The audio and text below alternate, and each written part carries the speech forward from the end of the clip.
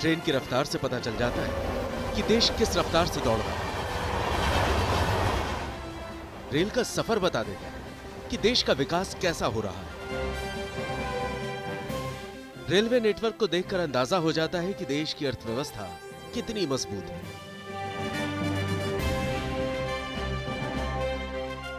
आजादी के बाद के 75 सालों में भारतीय रेल ने जो सफर तय किया है वो भारत की तरक्की की कहानी बयां करता है। 75 सालों में भारतीय रेल का साइज 2 गुना से ज्यादा बढ़ गया है। भारत में 1,20,000 किलोमीटर लंबा रेलवे नेटवर्क 7,000 स्टेशनों से गुजरता है। भारतीय रेलवे एशिया का दूसरा और दुनिया का चौथा सबसे बड़ा नेटवर्क है। देश में रोजाना 13,000 से ज्यादा यात्री ट्रेनें चलती हैं। भारत में हर दिन करीब 2 करोड़ 25 लाख लोग ट्रेनों में सफर करते हैं। आज भारतीय रेल की रफ्तार करीब 200 किलोमीटर प्रति घंटा तक है। भारतीय रेलवे में 15 लाख से ज्यादा कर्मचारी काम करते हैं।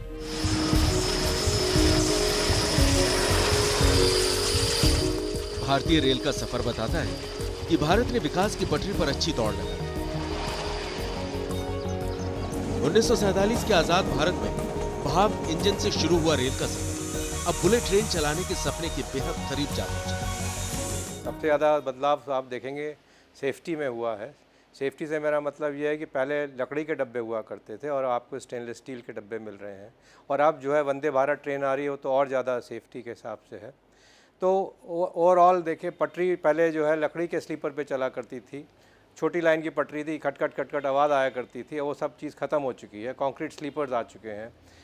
स्टीम इंजन जो चला करते थे वो सब खत्म हो गए। डीजल आए, डीजल भी अब ख़त्म होने लगे हैं। बिजली के इंजन आ गए, अधिक शक्ति के इंजन हैं। गाड़ियाँ पहले 12 डब्बों की 16 डब्बों की हुआ करती थी, अब 24 डब्बों की तो मामूली बात हो गई है गाड़ी। तो ये एक बहुत बड़ी क्रांति है जो सेफ्टी कनेक्टिविटी के हिसाब से आई है। पैसेंजर कन्वीनियंस के हिसाब से देखें तो बहुत बड़ा फ़र्क पड़ा है।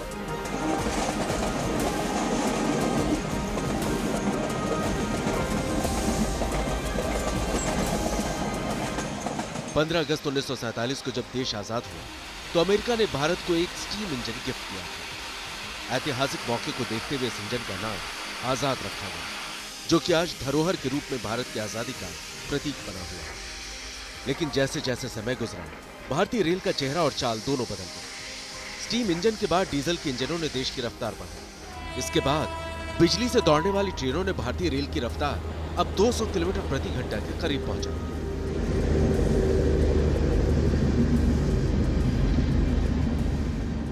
भारतीय रेल अब आधुनिक रेल है, जहां अब 350 किलोमीटर प्रति घंटा की रफ्तार से बुलेट ट्रेन दौड़ाने का काम हाई स्पीड से हो रहा है। ये वो स्पीड होती है जिसके साथ कोई विमान आसमान में उड़ान भरने के लिए रनवे पर दौड़ता है। भारतीय रेल भी जमीन पर रफ्तार की नई उड़ान भरने की तैयारी कर रही है।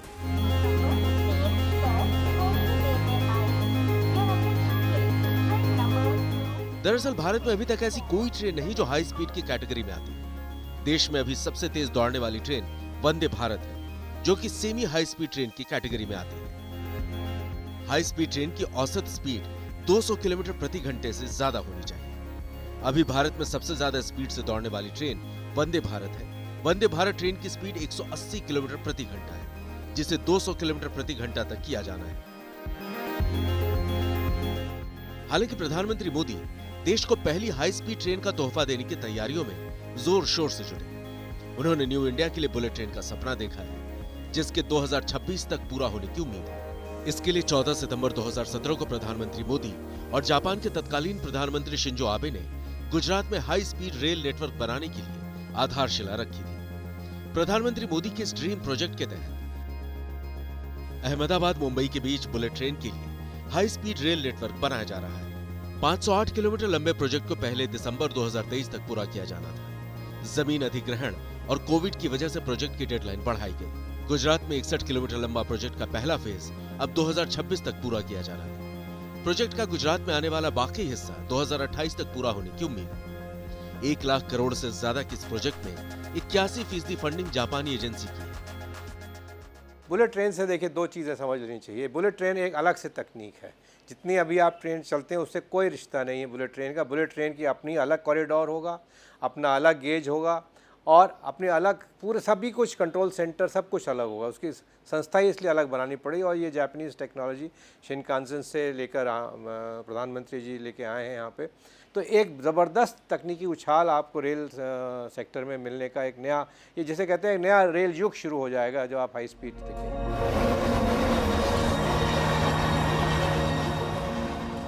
समय के साथ भारतीय रेल भी लगातार अपने आप को बदल रही है। फिर चाहे वो रेलवे स्टेशन का कायाकल्प करने की बात हो या फिर आधुनिक सुविधाओं वाले यात्री डिब्बे, आज सब कुछ बदल गया है।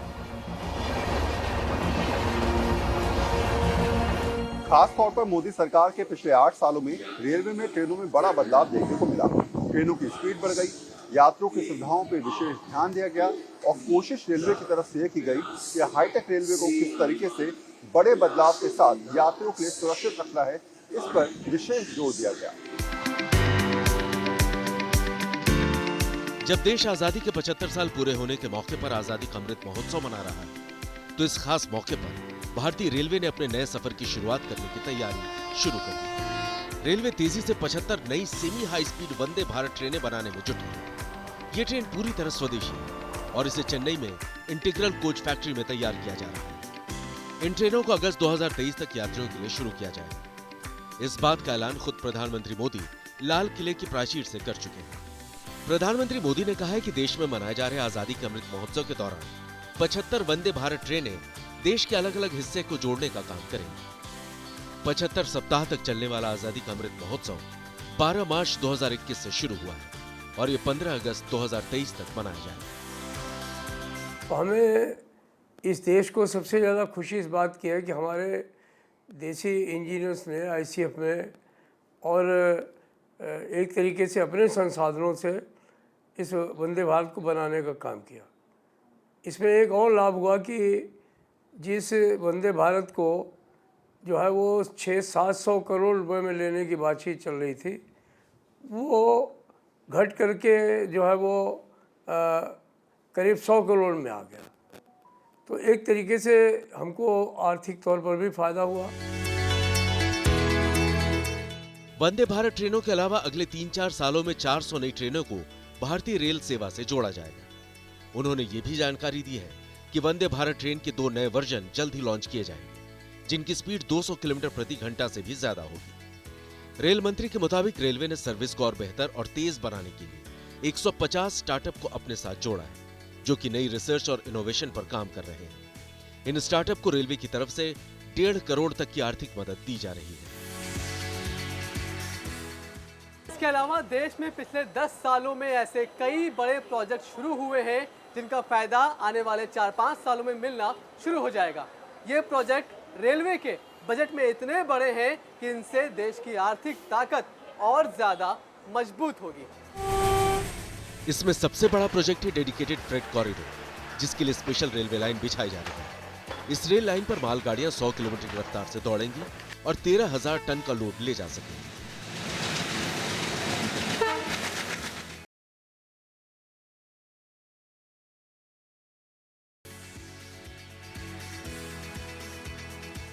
इसके अलावा 3 नए corridor east west, east coast और नॉर्थ साउथ सब कॉरिडोर के लिए भी डीपीआर तैयार हो चुका है। ईस्टर्न कॉरिडोर पंजाब के लुधियाना से पश्चिम बंगाल के दानकुनी तक और वेस्टर्न कॉरिडोर यूपी के दादरी से मुंबई के जवाहरलाल नेहरू पोर्ट तक बन रहा है।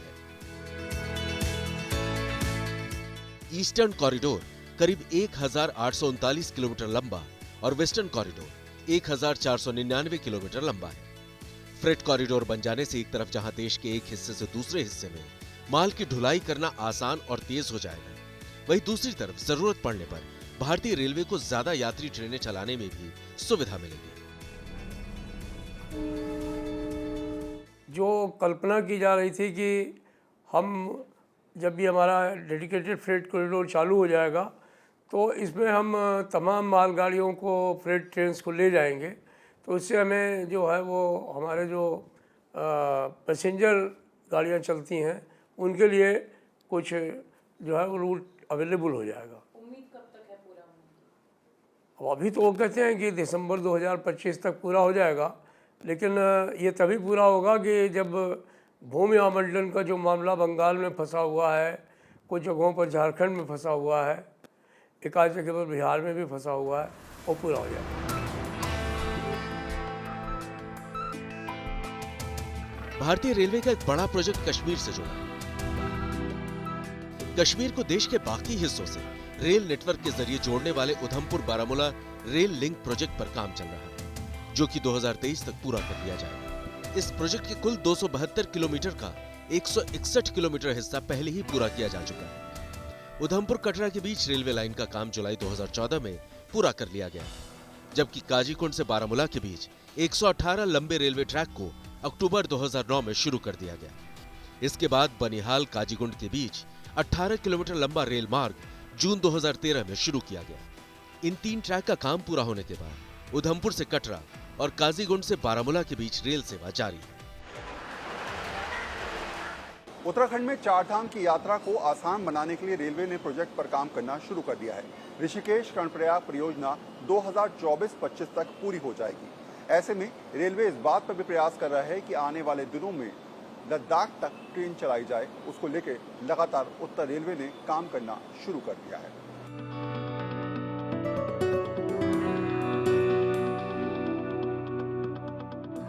सरकार भारतीय रेलवे को पूरी तरह मॉडर्न बनाने में जुटी है। रेल मंत्री अश्विनी वैष्णव के मुताबिक साल 2024 में प्रधानमंत्री मोदी के नेतृत्व में देश में बनी हाइड्रोजन ट्रेन चलाने की योजना पर काम हो रहा है। हाइड्रोजन तकनीक सबसे पहले रेलवे में लागू की जाएगी, उसके बाद सिलसिलेवार तरीके से इसका इस्तेमाल जहाजों में भी करने की योजना है। दरअसल भारतीय रेलवे ने 2030 तक रेलवे को कार्बन उत्सर्जन से मुक्त करने का लक्ष्य रखा है, यानी अगले 8 सालों में भारतीय रेलवे को ग्रीन रेलवे में बदल दिया जाएगा। आने वाले समय में अल्टरनेट फ्यूल जो है वो रेलवे के लिए आवश्यक होगा। उसमें चाहे सोलर एनर्जी हो, चाहे हाइड्रोजन जो है वो गैस का प्रयोग हो, टरबाइन जिस तरीके से भी चलाई जा सके। मैं समझता हूँ कि वो एक तरीके से प्रदूषण रहित रेल चलाने के लिए, ग्रीन रेल चलाने के लिए ये भविष्य के लिए बहुत आवश्यक है और इस दिशा में भारतीय रेल काफ़ी कुछ प्रगति करने का काम कर रही है। प्लेटफॉर्म नंबर 3 पर थोड़ी ही देर में आएगी। Your attention please. Train number 226